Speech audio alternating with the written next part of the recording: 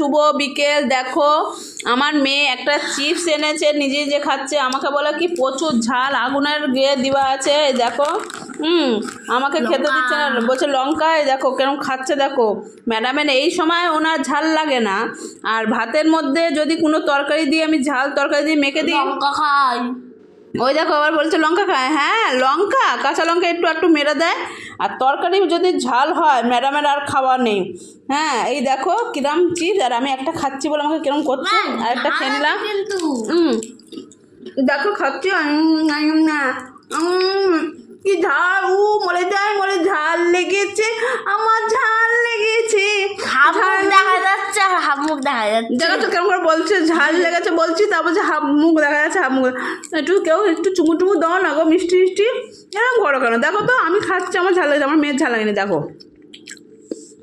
3 নম্বর বলছে 3 নম্বর, দেখেছো কেরম বলছে। দেখো আজকে বিকেলে এই খাবার, আমার খাবার আছে অনেক। আছে লঙ্কা। আমি আলু কবরি খেয়েছি একটু, প্যাকেটটা দেখাচ্ছি, এই যে প্যাকেট আলু কবরি খেয়েছি, বুঝেছো?